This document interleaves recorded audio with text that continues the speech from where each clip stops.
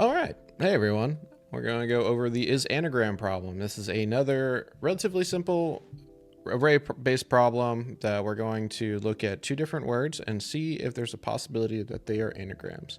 Oh, let's jump into the code.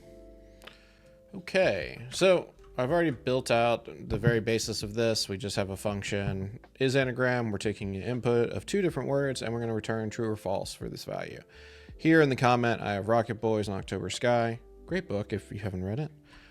We're going to check if these two values are possibly is a possible anagram, and it's true in this case. So we'll have the base case of true. I'll talk about why I've chosen that as we go through this. But first, let's just talk through how we want to think about all the edge cases and the best way to approach this problem. First, just to kind of get things out of the way, if two strings are not the same length, we know they can't be an anagram. So that's going to be the first thing we check. If the len of W1 is not equal to the len W2, we can comfortably return false. All right, so now that we got the most basic one out of the way, let's talk about how we want to keep track of what we've already seen and the best way to think through this problem. So it doesn't really matter the number of letters or anything of that nature. We want to build a hash map of one of the words, adding based on the number of characters for any given character, and then going through the second word, we want to decrement that character if it exists. So let's write through how we want to do that. So we're going to call this tracker, and we're going to make this a map with the string as the key. So this will be the character that we see, and then we'll have this be an int for how many times it is displayed or is within the string.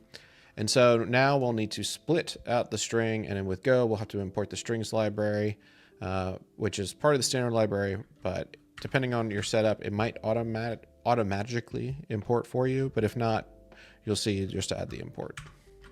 So we say strings.split. Then here we'll say W1.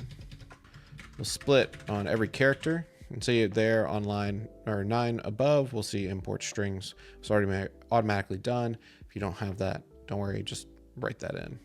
Otherwise, it will scream at you. So we don't need the index. We'll take the string and then we'll say range over I.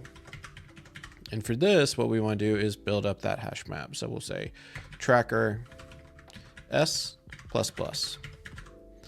All right, now that we've taken care of the first word, we want to look at the second. So we'll say strings.split, just like the one above. And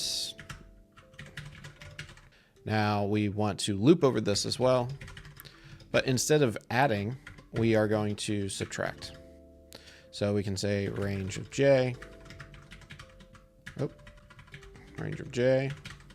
Now, if the tracker of T exists, right, if that value is not equal to 0, meaning the letter we're looking at, we know exists in the hash map. So there's at least ability to match. So if it's not 0, we want to decrement this. So we can say tracker T minus. I believe that will work. We'll see in a minute. Else, if the value is 0, well, then we know that letter doesn't exist, and so we can comfortably return false. Okay, so let's go look at some test cases just to make sure we understand this. This should return false. This should return true. Pretty basic, but let's put in our example of Rocket Boys and October Sky. All right. Let's go clear this, go run test, or just go test. Okay, and everything passed.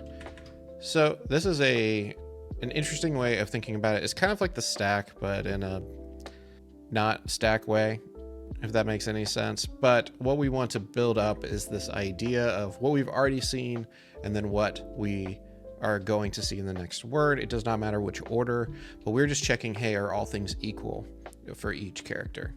So this is a really fast way to go through this problem. Once again, I hope this was helpful, and I'll see you in the next one.